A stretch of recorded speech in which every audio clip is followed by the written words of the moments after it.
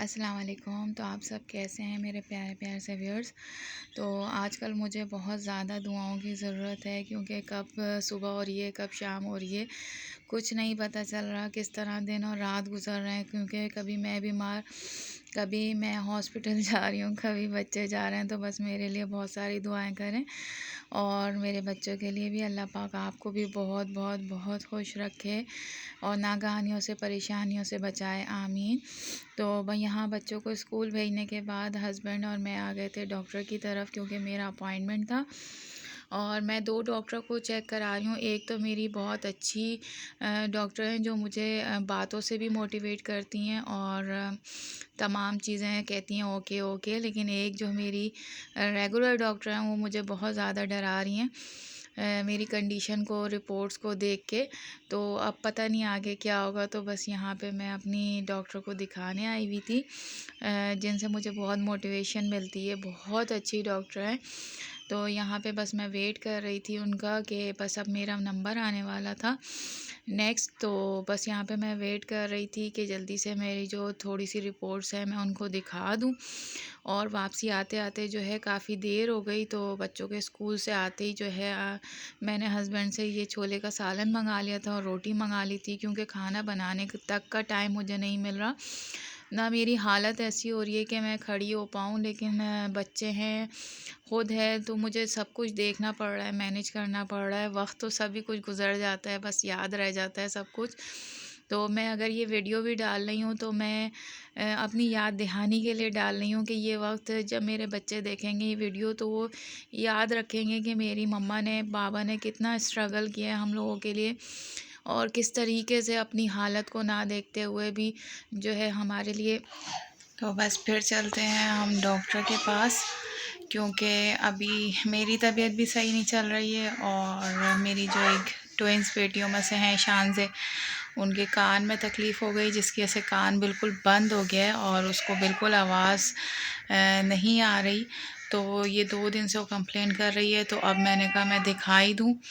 और पीछे ये अंकल ना, इनकी आवाज़ बहुत तेज़ है, टीन डब्बे वाले अंकल। तो बस अब एक ना एक बच्चे के साथ तो ये प्रॉब्लम बच्चों के साथ लगी रहती है। तो कभी हस्बैंड मुझे हॉस्पिटल लेके जाते हैं, कभी बच्चों को। और मेरा जाना इसलिए ज़रूरी है क्योंकि तफसीलात जो हैं सारी मुझे ही पता है, कि उसकी क्या हिस्ट्री है, क्या पूछना है। वरना वो तो सीधी सी दवाई लिखवा के आ जाएंगे, कोई हिस्ट्री नहीं बताएंगे। तो मेरा भी जाना मजबूरी है। तो चलते हैं बस डॉक्टर के पास, देखते हैं, अल्लाह खैर करे इंशाल्लाह। तो फिर आपको बताते हैं। यहाँ पे जो है बेटी को लेके आ गई थी मैं हॉस्पिटल हस्बैंड के साथ। वो भी आजकल उनकी नाइट लगी हुई है, कभी वो घर पे होते हैं, कभी नाइट लगी हुई होती है। तो बस चल रहा है जिस तरीके से भी चल रहा है। तो यहाँ पे मैं इस हॉस्पिटल में आ गई थी और मुझे यहाँ का सेटअप बहुत अच्छा लगा था। तो मैं जब से यहाँ पे इस हॉस्पिटल में आ रही हूँ, शुरू से, मतलब मुझे तकरीबन 7-8 साल हो गए। तो पहले तो ये बनना स्टार्ट हुआ था, लेकिन अब आहिस्ता आहिस्ता इसमें डॉक्टर्स भी बहुत अच्छे हो गए हैं। और मतलब जो पुराने डॉक्टर्स हैं वो थोड़े बिगड़ गए हैं, लेकिन अभी जो नए मैंने कान के डॉक्टर को दिखाया वो बहुत अच्छे, बहुत अच्छे। और ये यहाँ की लिफ्ट थी जो मुझे बहुत पसंद आई। मैंने कहा, मतलब एक नॉर्मल सा हॉस्पिटल था, लेकिन फिर भी जो है अब यहाँ पे काम शुरू हो गया और अच्छा काम ये लोग करना स्टार्ट हो गए हैं। डॉक्टर कान के बहुत अच्छे थे, बहुत अच्छे। और मतलब उनकी फ़ीस जिस हिसाब से थी ना, तो मुझे बहुत अच्छा लगा कि उन्होंने हमें बहुत अच्छे तरीके से मुतमईन किया, क्योंकि इससे पहले भी मेरी बेटी के इसके कान में तकलीफ़ रह चुकी है। तो मैंने जिन डॉक्टर को दिखाया था उन्होंने मुझे बहुत डराया था। और इन्होंने एक ही फ़ीस के अंदर जो है, मेरे हस्बैंड के भी कान में तकलीफ़ थी तो उनको भी चेक किया। और अब जदीद साइंस आ गई है, तो मुझे बहुत अच्छा लगा कि उन्होंने स्क्रीन के ऊपर हमें दिखा भी दिया कि कोई इन्फेक्शन नहीं है, सिर्फ जो है मैल वगैरह है, तो वो आप इस दवाई से साफ़ कर लें। और अल्लाह का शुक्र है कि बस बहुत अच्छे तरीके से हो गया, वरना मैं बहुत डर रही थी। क्योंकि बेटा हो या बेटी हो, मतलब बहुत डर लगता है कि कान, नाक, हाथ। तो बस अल्लाह पाक सबको नागहानियों से, परेशानियों से बचाए, आमीन। तो यहाँ पे माशाल्लाह बड़ा प्यारा बन गया था हॉस्पिटल, और मैं हैरान हो रही थी कि बिल्कुल सिंपल सा था।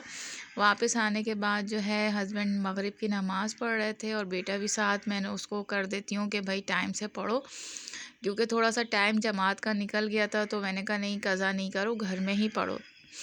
तो बस ये नेक्स्ट डे आ गया और नेक्स्ट डे फिर मेरा दूसरी डॉक्टर से अपॉइंटमेंट था, जो मेरी रेगुलर डॉक्टर चल रही हैं। मतलब शुरू से शादी के बाद से जो मुझे देख रही हैं, तो यहाँ पे मैंने कहा उनसे भी अपॉइंटमेंट ले लेते हैं कि वो क्या कहती है, क्योंकि उन्होंने कहा था अपने हस्बैंड को भी आप साथ लाइएगा। तो बस यहाँ पे बच्चों को स्कूल भेजने के बाद मैं फिर आ गई थी हॉस्पिटल, और हुरिया को मैं साथ ले आई थी अपने, और यहाँ पे मैं वेटिंग कर रही हूँ कि जल्दी से मेरा नंबर आ जाए। बस निकल गया था, क्योंकि मैंने 1 महीने पहले ही नंबर ले लिया था, सेकंड नंबर मिल गया था, लेकिन वो निकल गया था, तो मुझे थोड़ी वेटिंग करनी पड़ी। घर पे आते ही जो है हस्बैंड मिठाई लेके आए हुए थे, और उनके जो है ऑफिस में मिलाद था, तो इस खुशी में जो है मिलाद की खुशी में वो मिठाई का डब्बा बँटते हैं सबके। तो ये हस्बैंड का हिस्सा था, और मुझे तो खैर मीठा खाने का बिल्कुल दिल नहीं चाह रहा, तो हस्बैंड और बच्चों ने ही इस मिठाई का सफाया किया, क्योंकि मुझे ये ग्रीन वाली बहुत पसंद है जो खोपरे की होती है, लेकिन जो है अभी मुझे बिल्कुल भी मिठाई का दिल नहीं चाह रहा था। और मैंने ये बना लिया था कीमा पालक आलू, और ये बस फटाफट झटपट बना था, और चटनी का बस मेरा चटपटे खाने का दिल चाह रहा है, तो मैंने बच्चों की वजह से मिर्चें हल्की रखी, लेकिन अपने लिए मैंने लाल मिर्चों का जो है चटनी बना ली, और ये बहुत मज़े की मुझे आजकल लग रही है। तो बस ये नेक्स्ट डे आ गया, उसके बाद पता ही नहीं चल रहा कि किस तरह दिन गुजर रहे हैं। तो ये बाहर खानियाँ, और ये बाहर खानियाँ जो हैं उसी बेकरी की हैं जहाँ से हम बचपन में खाते थे, और उस वक्त ये आती थी 10 रुपए की 12 बाहर खानियाँ, और हमारी लग्जरी यही होती थी कि संडे वाले दिन जो है हमें 2 बाहर खानियाँ मिल जाती थी। तो ये हमारा नाश्ता होता था। तो बस कभी कभी बचपन की यादें भी ताज़ा हो ही जाती हैं। तो बस वहीं से हस्बैंड लेके आ गए थे जहाँ से हम बचपन में खाते थे, तो उनको मैंने बताया था बेकरी का, तो वो लेके आ गए थे। और फिर दोपहर में जो है मैंने यहाँ पे आधा पाव कीमा ले लिया था, इसमें अचार का मसाला डाल दिया था मैंने 1 टेबल स्पून, और ये बहुत मज़े का बना था, और बहुत ही यमी बना था। इसमें कोई मसाला मैंने नहीं डाला था, तेल में लहसुन हल्का सा फ्राई करके और अचार का मसाला मैंने डाल दिया था, कीमा डाल के भून लिया था। जब वो गल गया था कीमा, तो मैंने बस इसके साथ साथ ही जो है ना ये प्याज और आलू डाल दिए थे। टमाटर आपको पता है कितने महंगे चल रहे हैं, और अभी मेरे पास अवेलेबल भी नहीं थे। तो जो घर की कंडीशन चल रही है कि कभी कोई बीमार कभी कुछ, तो बस वो देखते हुए जो चीज़ है ना बस मुझे उसी में काम करना पड़ रहा है। और यहाँ पे मैंने आखिर में एक शिमला मिर्च डाल दी थी, जिसने इसके टेस्ट में जो है बहुत ज़्यादा इजाफा कर दिया था। और इसमें कोई मसाले नहीं डाले थे, आधा टेबल स्पून बस मैंने नमक डाल दिया था, और ये रेडी हो गया था, और ये बहुत यमी हुआ बना था। तो बस कभी कभी ऐसा होता है ना, जल्दी में सालन भी अच्छा बन ही जाता है।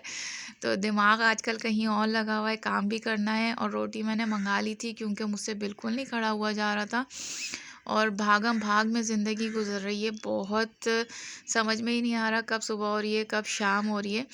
लेकिन अल्लाह पाक हमें हिम्मत ताकत दे कि हम अपने बच्चों को टेक केयर कर सकें, उनका ख़्याल रख सकें, क्योंकि कभी उनके लिए स्कूल जाना पड़ रहा है, स्कूल के मसले मसाइल देखने पड़ रहे हैं कि किसी की कॉपी ख़त्म हो गई, कोई सेमिनार चल रहा है, कभी और मतलब भागम भाग में ज़िंदगी गुजर रही है। उसके बाद यहाँ पे जो है हुरिया की तबीयत ख़राब हो गई थी, मेरी छोटी बेटी की। तो हस्बैंड को ड्यूटी जाना था नाइट पे, और मैं यहाँ पे आ गई थी इनको लेके हॉस्पिटल बेटे के साथ। और यहाँ पे इन्होंने वॉमिट कर दी थी, क्योंकि इनको बुखार 103 104 हो रहा था, और मुस्तकिल वॉमिटिंग हो रही थी। तो बस मैंने रिस्क नहीं लेना मुनासिब समझा, क्योंकि ऑलरेडी 2 दिन घर में रख के मैंने रिस्क ले चुकी थी। तो अब बस मैं हॉस्पिटल ले आई थी, और बहुत मुश्किल से मैंने इनके जो है टिशू पेपर से साफ़ किया, ख़रीदे टिशू पेपर, मतलब बहुत कंडीशन ख़राब। और यहाँ पे जो है मैं डॉक्टर को इतनी फ़ीस तकरीबन आप समझें 1000 रुपये फ़ीस दे के भी जो है उनके नखरे ये हो रहे थे नर्स के कि आप इसको साफ़ करें। अब आप बताएं, अगर मैं बच्ची को पैंट को उसकी धुला देती तो गीली हो जाती, ऑलरेडी उसको 103 बुखार 104। फिर मैंने टिश्यू लेके आई जल्दी से, वो तो बेटा मेरे साथ था। बेटियों को अल्लाह भला करे, मेरी भावज का बेटियां मैं उनके पास छोड़ के आई थी, और रात का वक्त था, तो मुझे टेंशन भी थी कि बहुत ज़्यादा देर हो रही है। यहाँ पे मैंने जो है 5वां नंबर था मेरा, जो है मैंने 3rd नंबर किसी से मांगा कि मुझे दे दें, देखें उसकी कंडीशन मेरी बेटी की ख़राब हो रही है। लेकिन हम पता नहीं किस टाइप के मुसलमान हैं कि हम एक दूसरे का साथ भी नहीं देते। उन्होंने कहा नो इज़ नो, मतलब वो कोई पठानी थी, लेकिन उन्होंने कहा सिर्फ उनका तीसरा था, मेरा 5वां, और बेटी की हालत बहुत ख़राब हो रही थी। लेकिन उन्होंने बहुत रिक्वेस्ट करने के बावजूद भी एक आध नंबर भी जो है अपना देने को तैयार नहीं थी, और नर्स जो है बिल्कुल भी कोऑपरेट नहीं कर रही थी। फिर मैंने जैसे तैसे जल्दी से इनको साफ़ सुथरा करके डॉक्टर को दिखाया, और ये रात का वक्त है तो मैं वापसी कर रही थी, बेटा साथ था और छोटी बेटी हुरिया। हस्बैंड मुझे छोड़ते हुए डॉक्टर के यहाँ जो है निकल गए थे, क्योंकि ड्यूटी भी करनी है। ड्यूटी करेंगे तो पैसे आएंगे तो घर चलेगा, तो बहुत सारी चीज़ें देखनी पड़ती हैं। तो यहाँ पे ये बस रात का वक्त है, और आधी दवाइयाँ मैं दे चुकी थी, आधी दवाइयाँ मैंने अपने सराहने रख ली थी कि बस वक्तन फ़वक्तन देती रहूँगी। और इतनी दवाइयाँ थी कान की, और जो कान के डॉक्टर को दिखाया था वो तो माशाल्लाह बहुत अच्छे, मतलब एक दफ़ा से ही बहुत आराम आ गया था। और हुरिया की हालत जो है थोड़ी-सी ये हो रही थी, बस दुआओं में याद रखें, और मेरे व्लॉग को लाइक एंड सब्सक्राइब करें मेरे चैनल को, और दिल चाहे तो कर दें, वरना मैं अपने बच्चों के लिए व्लॉग बना रही हूँ, ताकि जब ये बड़े हों तो ये देखें कि इनके मम्मा, इनके बाबा ने कितनी स्ट्रगल की है, और अकेले ही की है, क्योंकि फैमिली के साथ अलग बात होती है, लेकिन दो मियाँ बीवी का जो है जब आगे पीछे कोई नहीं होता तो बच्चों के लिए अकेले ही स्ट्रगल करनी पड़ती है। और अल्लाह हिम्मत ताकत दे सबको, और नागहानियों से, परेशानियों से सबको बचाए, आमीन। आपके लिए भी बहुत सारी दुआएं, और मेरे चैनल को लाइक एंड सब्सक्राइब ज़रूर कीजिएगा अगर पसंद आए तो, और मेरे मेरे और मेरे बच्चों के लिए बहुत सारी दुआएं कीजिएगा, क्योंकि जब हम किसी के लिए दुआ करते हैं तो अल्लाह पाक हमारी वो दुआ हमारे हक़ में भी कबूल करता है। तो बस आप लोगों से इतनी सी रिक्वेस्ट है, फिर मिलेंगे इंशाल्लाह नेक्स्ट व्लॉग में, और अपना बहुत सारा ख्याल रखिएगा। अल्लाह हाफ़िज़।